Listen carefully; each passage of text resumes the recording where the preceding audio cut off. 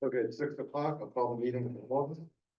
Pursuant to Mass General Law 7C 30A, Section 20F. After notifying the chair of a public body, any person may make a video or audio recording of an open session of a meeting of a public body or may transmit the meeting through any medium. Beginning the meeting, the chair shall inform other attendees of any such recordings. Meetings are being recorded by CTSB of the town of Great Barrington and by the Berkshire Edge. Any member of the public wishing to speak at the meeting must receive permission of the chair. The listing of agenda items are those reasonably anticipated by the chair, which may be discussed at the meeting. Not all items listed may in fact be discussed, and other items not listed may be brought up for discussion to the extent permitted by law. We'll do a roll call. We have one member on virtual. So Ben. He's waiting. Here, yeah, sorry, I was unmuted. Here. Bill. Here. Garfield. Here. Eric. Here.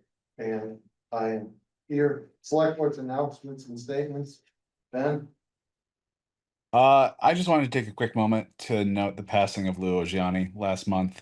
Lou was a really valued member of our community, both in his profession as a lawyer and his time as an EMT, I believe over 40 years as an EMT in the area, as well as serving and being a part of more community organizations than we probably mention right now, and coming before this board many times on their behalf.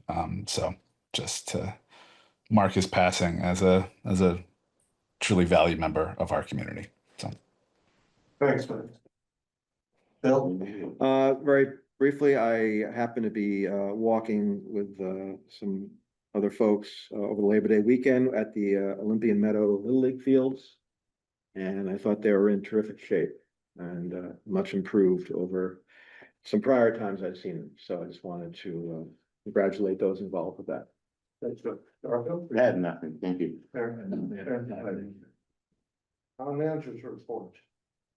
Yeah, thank you. Before I get to the two items on the agenda, I'd like to make a personal note and mark the passing of Don Goranson, who was planning board chair for many, many years and on the board for years. Worked at Searle School and other town institutions since he moved here in the 60s. He'll be greatly missed by the community as well as personally by my wife.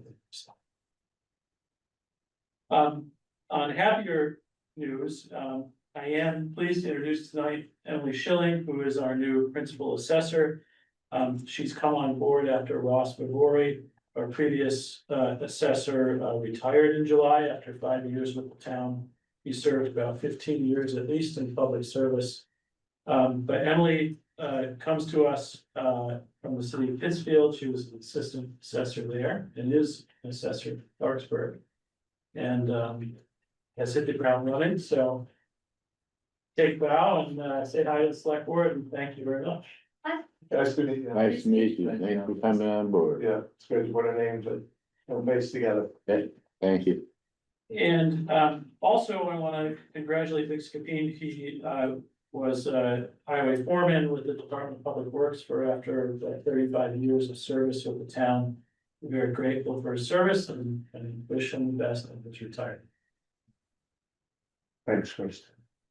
We have minutes from August 11th, 2025. Do I have a motion? I make a motion to approve the minutes from August 11th, 2025 as written. Do I have a second? I was not here, so I don't. Bill, do I have a second? I will second that. Ben? Any discussion?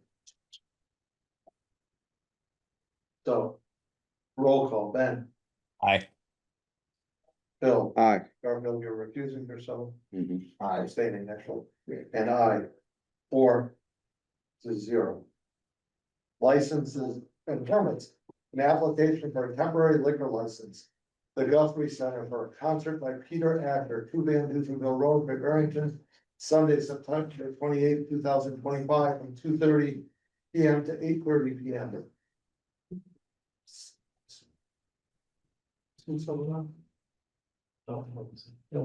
There it is. There it is. Hello there, Hey, this Mo. is Mo. Okay, Hey, so how are you just guys wanna doing give today? us- You good, good, thank you. Just if you wanna tell us what you're doing that day, a little free publicity, go right ahead.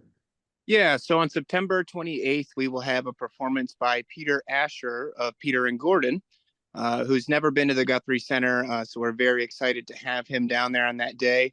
And the application is because we would like to sell beer and wine during that occasion. And if anybody has any questions or was looking for more information on it, they're welcome to call us at the Guthrie Center or check out our website where we have some more info. Great. Do I have a motion? I make a motion to approve the temporary liquor license to the Guthrie Center at 2 Van Duzenville Road in Great Barrington, Sunday, September 28th, 2025, from 2:30 to 8:30 PM. Do I have a second? Second. Any discussion? Hearing none, roll call, Ben, Aye. Bill, Aye. Garfield, Aye. Eric, Aye. and I, it's unanimous. Good luck to you. Mo. All right, thank you very much.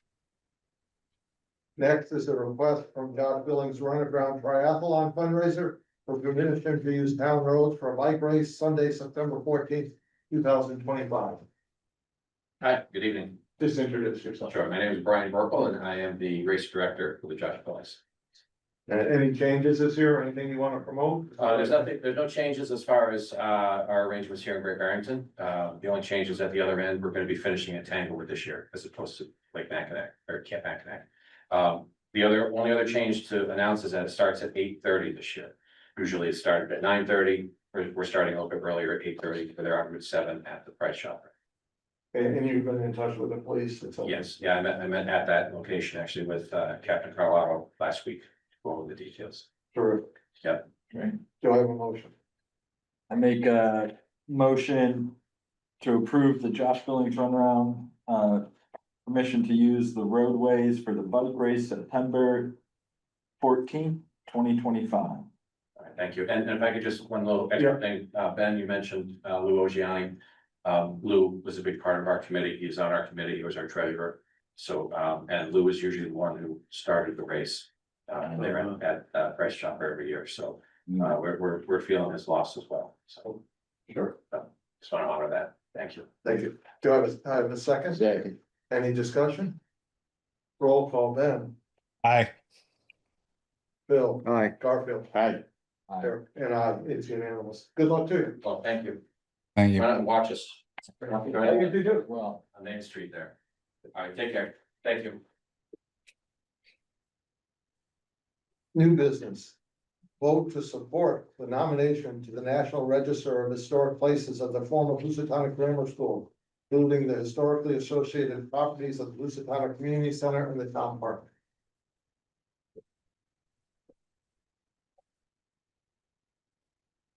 For the benefit of the board and those listening, there is an executive summary and some information in the packet tonight. And Shannon Walsh, who's been helping the developer Dave Carver, is on tonight in case you have any other questions. Essentially, the developer, the Woodstock developer, owner of the Woodstock School, has applied for historic tax credits, if you know, which is part of the funding for that renovation project. And in order to really bring that those awards to completion, we do need to go through with with this nomination for National Register. It's something the town looked at, I want to say 8-10 years ago, as the town was thinking about how to place the building best for redevelopment. And the decision at the time was let's do the research, but not quite get it on the list, because we don't know if a developer will want it on the list or not. So we had the research, Shannon and Dave updated the inventory and the historic documentation for the school. But what the Mass Historic Commission said was the school is historically part of larger campus. And when we do go ahead and nominate this to the National Register, we think it really should include both the historic Housatonic Community Center, the Woozy Dome, and the park next door. Now, the developer can't really nominate places that he doesn't own on his own without the owner's support. And so that's why we're talking to you tonight as the town, as the owners of both the Hoosier Dome and Park to kind of co-support this nomination. So, so we'd be looking for your support for that nomination to the National Register and to authorize the chair or the town manager to sign a letter of support for that. Yes, the one question I'll ask is, and I'm not against this, is if we do get this nomination, does it limit anything we can do at the community center or in the park? It doesn't. And there was some information in your packet as to Yes. what a National Register listing means. It's, a National Register listing is important, to document the history and significance of the places or these buildings. It doesn't say what you can or can't do with the building or the place. What it does say is that if you use federal funding to alter that building or that place, then the State Historic Preservation Office and possibly also the Department of Interior at the federal level do have to see that you go through this Section 106 review. That's part of that federal legislation, National Register, to make sure that what the proposals might be aren't impacting the history. And if they are, that you're not using like federal funds to do that. So, no, it doesn't tie your hands. In my opinion, it gets you listed and recognized. In this case, it also helps the school project move forward. So just to repeat what you said, so at the end of the day, if there's any upgrades or anything that wanted to be done or requested from the park or any improvements, it would just go through the normal, like the Parks Department stuff, it wouldn't have to go to any National Historic Committee, Right, if we were using federal funds for those. federal funds, yes, state funds or town funds or State funds. donated State funds. funds, possibly, Yeah. depending on how those state funds are received, they Yeah. get received from From other the- government. But local improvements, locally driven and locally funded, I don't think we'd need that Section 106 federal. Any other questions? So I looked through these materials, I was looking for a downside to this registry and my sense is that there wasn't one, and I think you're saying that today. I just want to know if I'm missing anything. Right, no, I don't think there is a downside, and there are other town-owned buildings that are already on the National Register, Town Hall being one of them, Mason Library being another, Ramsdale Library being another. They're all on the National Register now.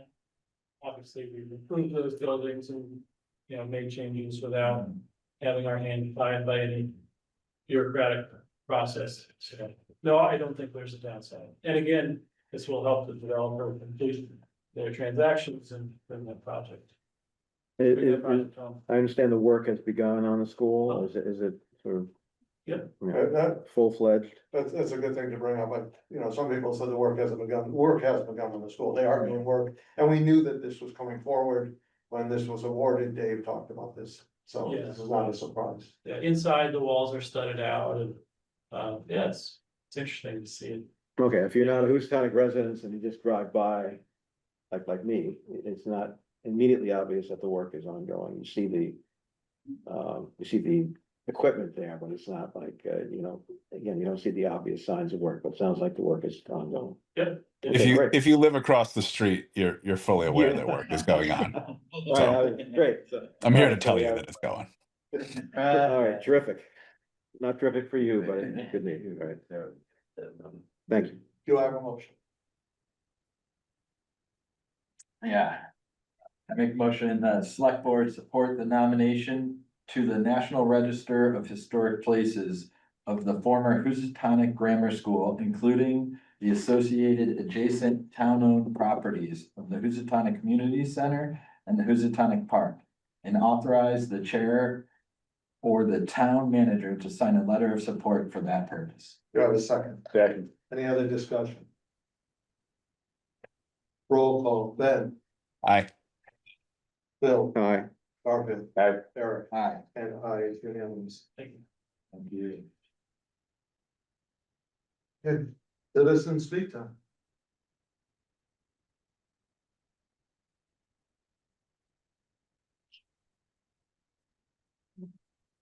Yep, go right ahead, Jim. Jim Bailey, Housatonic. First and foremost, I'd like to inform this board that you guys had set some terms and some conditions to the special permit for Habitat's project at Prosperity Way. One of them was restrictions, 7 to 5, no weekends. They were working this weekend. That was taken care of. They were told that they couldn't do that. And I think I had a conversation with you at one point and said, it's gonna happen, because we were a little lenient. Is there any recourse if it happens again? We will stop them from working on weekends. We will tell them that they have to leave. Okay. You know, that their answer, and I'm not gonna even charge you time for this, there was a subcontractor and there was a lack of communication. The same subcontractor, John's Excavation, that was well aware of it. I'm into the loop, Steve. So anyways, thank you.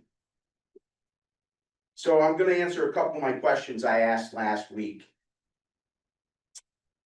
The grant being used to pay for the foundations is actually a smart growth grant. It was applied from the Northern District Smart Growth Zoning Overlay. The original grant amount was for $350,000 to the town. The town used $103,320 to pay for the foundations that Reifenberg Construction dug at Prosperity Way. The town also applied $93,000 from the same grant to Prosperity Way project. The total sum of that spent from the $350,000 grant was $196,320. Roughly 56% of the total grant to one project. I'm not quite sure yet. I haven't received the information as to what the $93,000 was applied to for that portion of the project.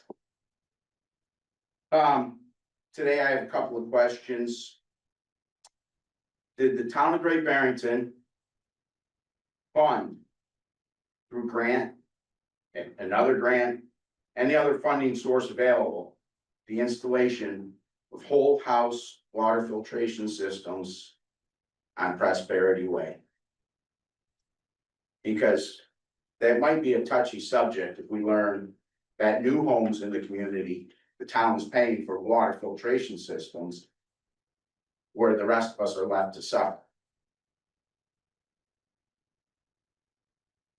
I'd like to know the definition of request for proposals. If any of you could get back to me with that. Once accepted to the town, by the town, is the awardee of an RFP responsible to adhere to the agreed upon RFP. And I think we all witnessed this through a Housatonic school building once before, twice before. If the awardee is unable to meet the obligations set forth in the RFP at any time, should there be a new RFP put forth? What's the town's responsibility if the original RFP cannot be met by the awardee? Those are this week's questions in your homework. So, You have those right for us. yes, I do. Thank you. I've been advocating for transparency and oversight on this specific project for a very long time. And I'm not gonna lie, it's been a pet peeve of mine. My family's home of 63 years abuts that project.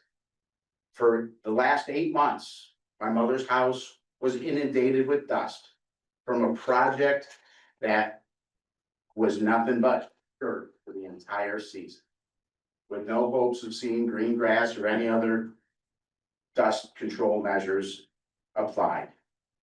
So maybe we can address that at some point. You're over your 3, so just. As I brought up to the last select board meeting, I had asked the question, who is paying Reifenberg Construction to dig the foundations after I've witnessed the very first one dug in mid-June. The question was posed individually to a select board member who responded to me by telling me he was informed that Central Berkshire Habitat was paying for the foundations. The same question was posed to the select board during citizen speak time in the June meeting. I received the same response from the select board chair. He was informed that Central Berkshire Habitat was paying for the foundations. At the same time, I decided to take it upon myself and ask the question to Central Berkshire Habitat for Humanity. After a couple of days, I had finally received an answer from them, and they stated, we were working with John's Excavation to do the foundations. Although it was not completely false, it was very misleading. John's Excavation was actually a subcontractor to Reifenberg Construction, who was paid by the town of Great Barrington $103,320 through a smart growth grant awarded to the town. Why the deception? Why the deception? Why did it take 2 months, 2 public records requests, $47.50 to finally get the correct information?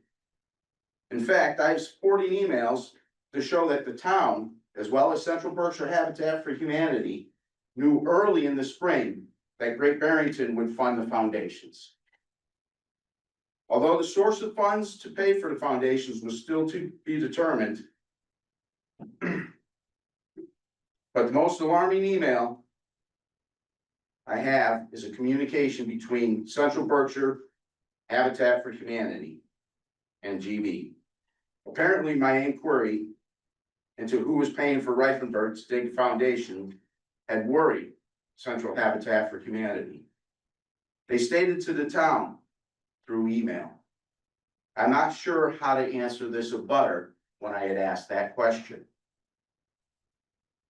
Habitat responded again. I'm not going to say we don't know any. I'm going to say we don't know anything about the grant, but I'm guessing that that he will not stop asking. Carolyn said, let you know. Not sure how to answer? Not sure how to answer me. How about with the truth? And why the deceit? This week's question for the board, as I asked, the whole house water filtration system, who's funding those? Thank you. Thanks. Who else?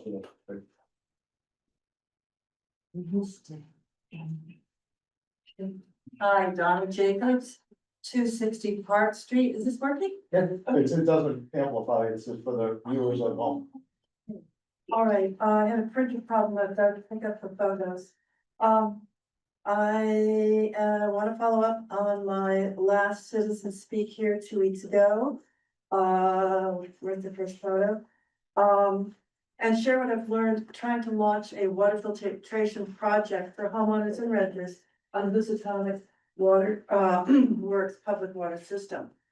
And this is a topic that it's not a big deal, but it is a big deal.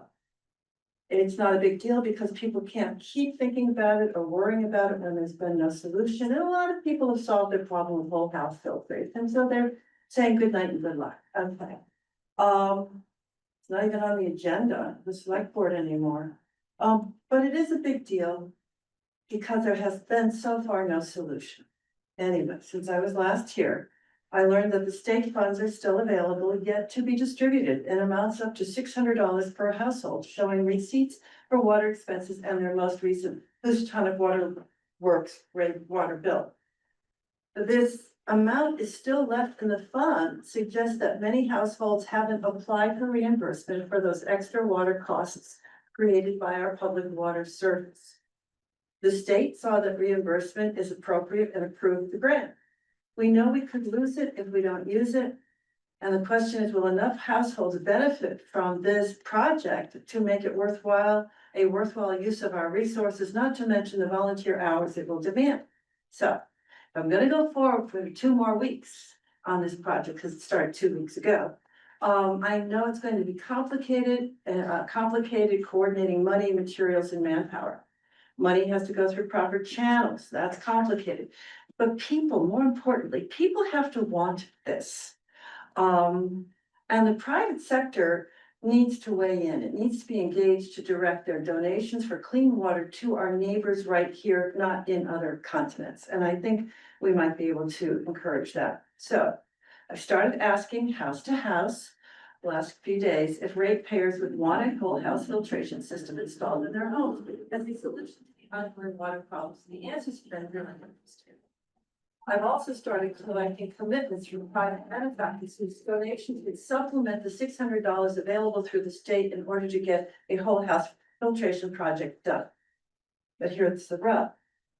Canvas has been interesting, and so far I've found only 1 in 5 people I've asked interested in taking advantage of the social justice initiative to provide the community with safe, accessible, affordable water.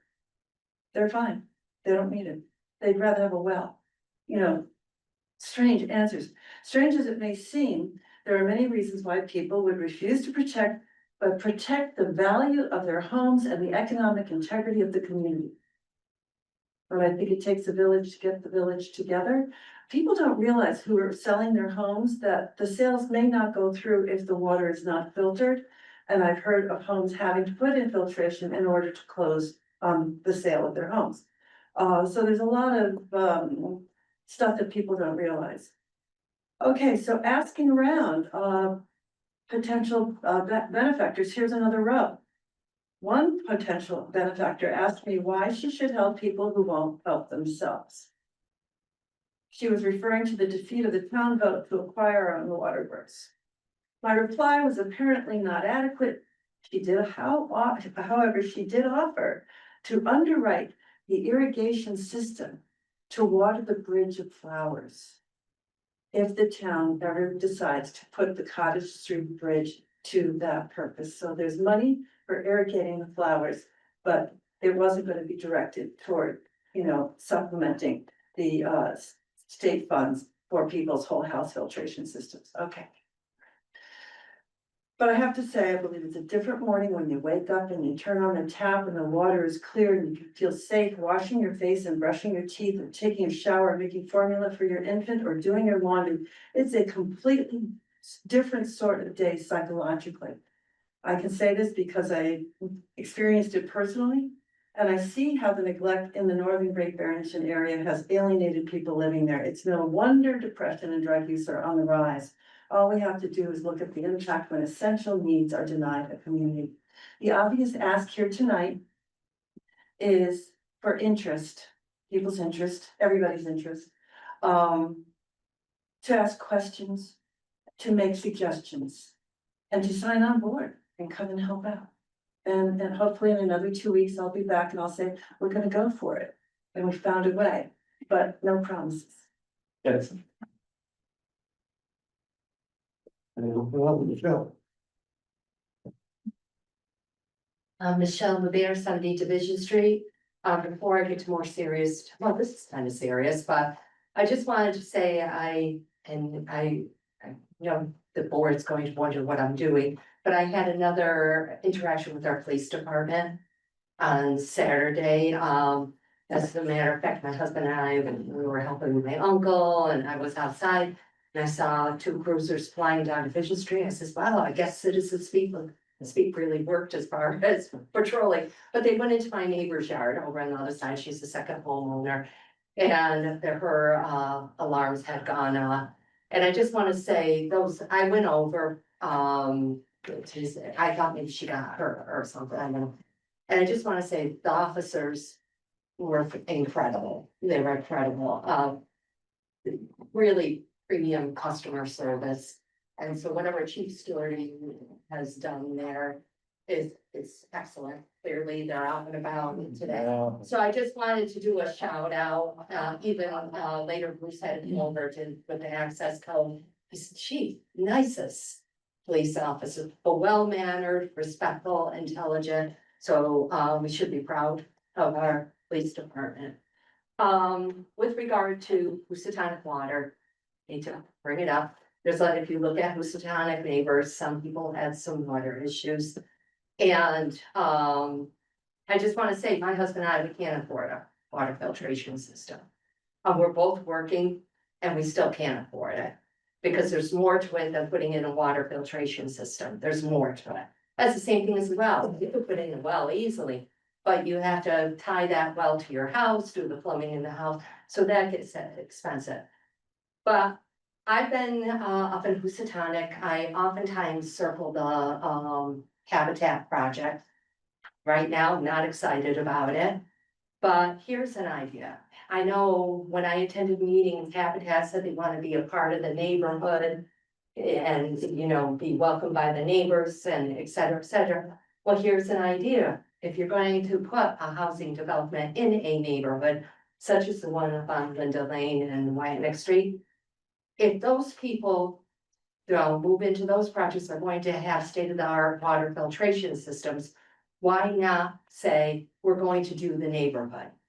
We're in your neighborhood, we're destroying your peace, your tranquility and everything.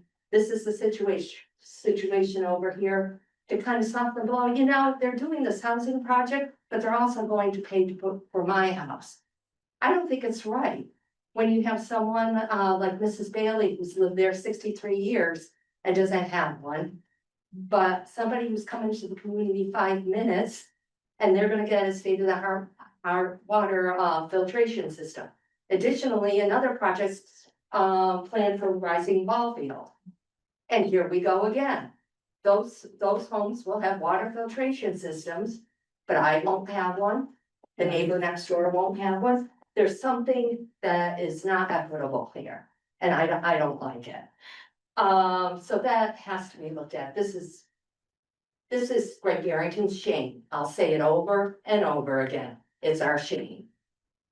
Another question I have, did our sign bylaw change? I missed a meeting because of a family issue.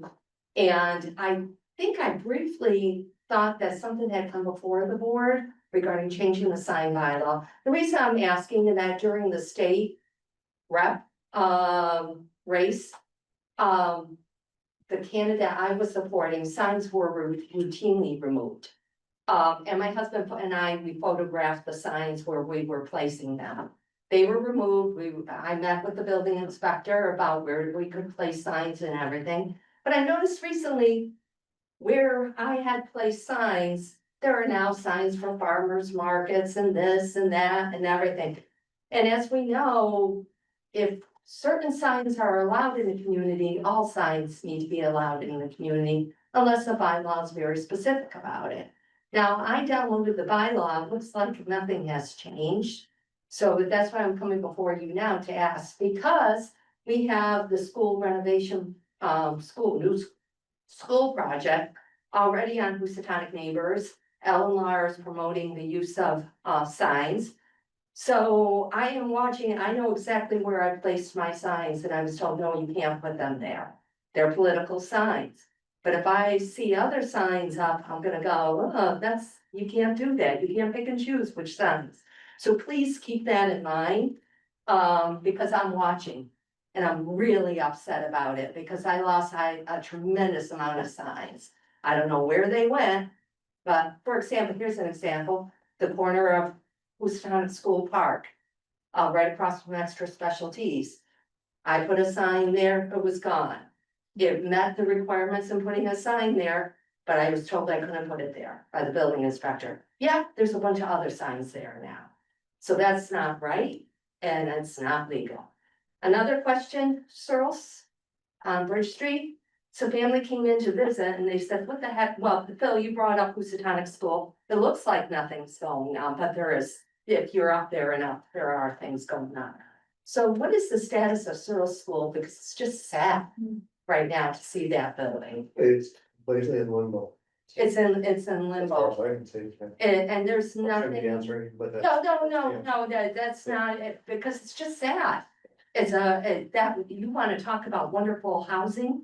That would be spectacular for housing, especially for people, like you say, our police and our fire department, especially after me and the 2 young officers I met. And one of them commented, was such a nice neighborhood, so you know, it's in their mind. But I appreciate your time. Thank you. Anyone else? Claudia Shapiro, 78 Mount Plain Road. I'm correcting a statement I made at the last select board meeting about safe streets for all and 2 meetings for the planning board. It was actually 1 meeting, it was brought to the planning board's attention by Vice Chair Pedro Pachana. And they had a discussion, and Chris mentioned High Street. And I'm also asking again, please post all of the select board meetings that have not been posted. Specifically the one, I'm gonna assume it was August 11th, that shows it's been deleted. Thank you. I'll find out about it. Anyone else? Select board time. Start with Ben. Bill? Nothing. Nothing, thank you. Thank you, perfect. Nothing. Also, thank you. Media time.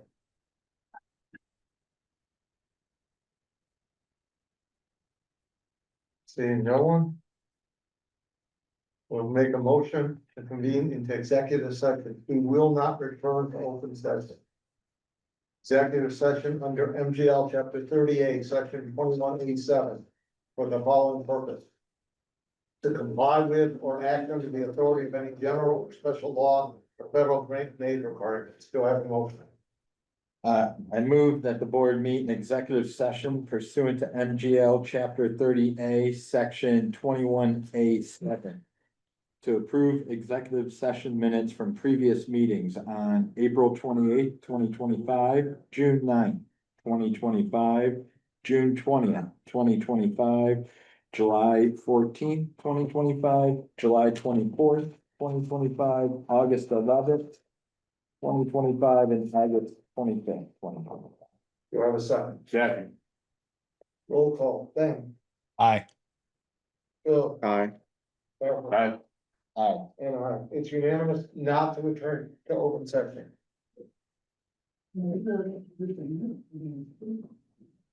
Thank you. Thank you. everyone. You.